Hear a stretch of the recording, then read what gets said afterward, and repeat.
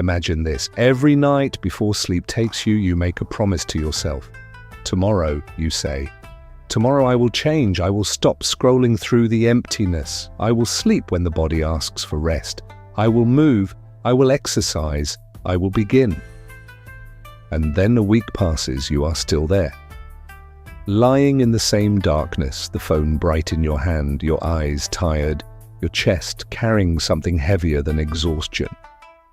A voice inside you, quiet but certain, says, I have no discipline. I cannot change. Perhaps I was simply made this way. Sit with that for a moment. Now let me ask you something. What if the problem was never you? What if the problem was that you have been running your mind on the wrong operating system? There is a principle born in Japan, born not in peacetime, not in comfort, but in the years after a great war, when an entire nation had been reduced to ash and silence. A people who had lost everything looked at the ruins around them and asked a question that was not dramatic, not desperate, but very quiet. How do we begin again? How do we move forward from here? The answer they found was called Kaizen. It means, in its simplest form, continuous improvement. Small steps, movements so gentle the world barely notices them. Changes so quiet they do not announce themselves. Today, Kaizen is studied in universities and practiced in the highest organizations on earth. But its deepest teaching has nothing to do with factories or productivity charts. It has everything to do with the human spirit. In this video, we will not speak about motivation. We will not shout about transformation. We will not build a fire that burns brightly for 3 days and then disappears into smoke. We will sit together like two people beside a cup of tea at the end of a long day, and we will look closely at how Kaizen, in its true Japanese spirit, can help you release the habits that are slowly costing you your life. Not with force, not with shame, but with something far more powerful than either. Before we enter the philosophy, we must first understand the wound, because you have been wounded, not by weakness, not by laziness, but by a misunderstanding about how change actually works. When most people decide to break a bad habit, the late nights, the endless scrolling, the food eaten in the dark when no one is watching, the work they keep pushing to tomorrow, they do the same 3 things. They try to change everything at once. They depend entirely on willpower to carry them, and they look at themselves as the problem, not the system, not the environment, themselves. This is not a failure of character, it is a failure of understanding. The human brain does not welcome sudden change.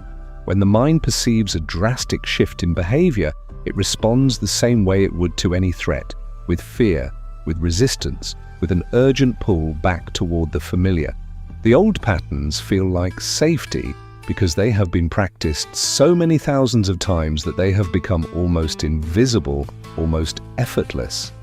This is why you set the alarm for 5 in the morning, and by the 4th day, you have already surrendered. And this is why you declare that sugar is finished, completely finished, and then find yourself eating twice as much a week later. This is why the room stays messy, the inbox stays full, the manuscript stays unwritten. Each time you fail, something small and dangerous is reinforced inside you. A belief that whispers, this is simply who I am. And that belief, in that quiet, corrosive belief, becomes the very thing that feeds the habit you are trying to leave behind. You are not fighting your weakness. You are fighting your nervous system, and you are fighting it with the wrong weapon. The Japanese understood this, not with science at first, with something older, with observation, with patience, with the kind of wisdom that only comes from sitting still long enough to truly see. Let me tell you about a swordsman. Imagine an autumn afternoon in Kyoto, in the garden of an old temple, where the maple leaves are beginning to turn from green to fire. An aging swordsman sits on a wooden veranda. In his hands, a katana. Beneath the blade, a smooth whetstone. His movements are slow, deliberate, like someone who has all the time in the world because he has long since stopped running from it. Beside him sits a young man. He is not a samurai. He is a young man from the modern world. Pressed shirt, tired eyes, the particular heaviness of someone who carries their phone everywhere they go but never quite arrives. He says, "Master, I have tried everything. I want to stop living in my phone, to stop wasting the evenings of my life staring at a screen. But every night I fall into the same loop.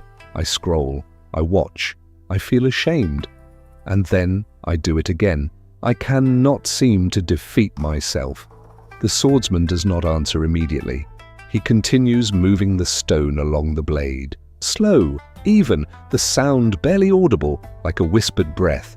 Finally, he says, "Tell me how you believe this blade was made." The young man thinks, "By fire, by a hammer, by great force." Repeated. The old man nods slowly. "Yes, in the beginning it was made that way, but tell me, what do you see me doing now?" The young man looks. The movements are tiny, almost invisible. The stone traces the edge of the blade in small, patient arcs. Nothing dramatic. Nothing powerful. Nothing that would make a story worth telling at a dinner table. I see you sharpening it. "Yes," says the swordsman. "People remember the fire, they remember the hammer, but they forget that the fire creates a blade, and the whetstone keeps it alive." He sets the stone down, reaches for the tea. No one watches this work, no one celebrates it, and yet without it, the finest sword ever forged will become dull. The flame of the forge cannot save a blade that is never maintained. He pours the tea, looks at the young man. "When you imagine breaking your habit, tell me, are you looking for a forge or a whetstone?" The first principle of Kaizen is this: the step must be small enough that the brain does not sound the alarm. This is not a metaphor. This is neuroscience. The limbic system, the ancient emotional center of the brain, is always watching. It monitors change, and when it detects a change too sudden, too large, too threatening to the established order, it sends the signal to retreat, to return, to protect itself with what it knows. But here is the secret the Japanese discovered long before the scientists confirmed it. A change small enough is a change invisible enough. If you are spending 4 hours every evening lost in your phone, do not declare that tomorrow you will spend 0. That is the forge. That is the hammer, and the hammer will exhaust you. Instead, try this. Tonight, simply close the screen 5 minutes earlier than you did last night. Just 5 minutes. So small it feels almost pointless. So small your brain shrugs and lets it pass without resistance. 5 minutes, 7 days, then 10 minutes. This is what they call the practice of 1%. Not transformation, not revolution, not the dramatic before and after photograph, just 1%. Today, more than yesterday, and then tomorrow, and then the day after that. The swordsman turned to the young man and said, "Tonight, I am not asking you to put down your phone. I am asking you to do one thing before you pick it up. Sit with your spine straight. Take 3 slow breaths. That is all." The young man almost laughed. "That is all. That is all. Return in 30 days. 30 days passed. The young man returned. He stood in the garden looking slightly confused, the way people look when something has happened that they cannot quite explain. "I still use the phone," he admitted, "but something has shifted. Each time I take those 3 breaths before I pick it up, I feel more awake, more present. Some nights I put it down earlier than I planned. Not because I forced myself, it just happened." The swordsman smiled in the way that people smile when they have been waiting patiently for someone else to discover what they already know. You did not change because you tried harder. You changed because you interrupted the system. This is the second principle of Kaizen. The system matters more than the will. Every habit lives in a cycle. The trigger arrives, exhaustion, loneliness, the particular emptiness of an idle moment, and the behavior follows automatically, like water flowing down a groove in the earth. Then comes the reward, which is not always pleasurable but is always familiar, and familiarity is its own kind of comfort. Kaizen does not try to demolish this cycle. That would take enormous energy, and the cycle would simply reform itself. Instead, Kaizen gently inserts a small new moment into the space between trigger and behavior. 3 breaths. A single question asked quietly to yourself. What do I actually need right now? Even the act of picking up a glass of water before reaching for the phone. These micro steps are not impressive. They do not feel like discipline. But they are doing something profound. They are pulling you out of the automatic. They are making the unconscious for just a moment conscious. And in that moment, and that thin, quiet space between impulse and action, you remember that you have a choice. The swordsman said something the young man wrote down on the back of a receipt and kept in his shirt pocket for years afterward. You cannot always be strong, but you can design your life so that even when you are weak, you do not easily harm yourself. There is a third principle, and it is perhaps the most important. The young man came to the garden many times over the following months, and one afternoon, when the maple leaves had fallen and the stone paths were bare, he arrived carrying something heavy. Not in his hands, in his expression. "I have been slipping," he said. "Some nights I do well, but other nights I fall back completely. And when I fall back, the shame is almost unbearable. I begin to think perhaps this is permanent. Perhaps I am simply someone who cannot change." The swordsman said nothing at first. He gestured toward the raked gravel garden that stretched before them. Perfect, precise, each stone in its place, each line an expression of quiet intention. Does this garden look peaceful to you? Yes. Last night there was a strong wind, and before that there were birds. And before that a visitor who walked across the wrong path. Every morning I come here and I rake it again. Every morning it has been disturbed. He looked at the young man. The discipline is not in making the garden perfect once. The discipline is in returning to it every day without drama, without self-pity, without pretending that it should have stayed perfect on its own. From the perspective of neuroscience, falling back into old patterns is not failure. It is the nature of the brain. The neural pathways worn deep by years of repetition do not disappear in 30 days. They loosen, they thin, they lose their dominance, but they remain.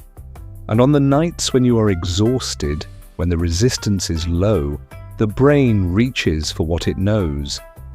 This is not weakness, this is simply how we are made. The mistake, the wound inside the mistake, is to interpret each slip as evidence of permanent inadequacy. To say, I fell, therefore I cannot rise.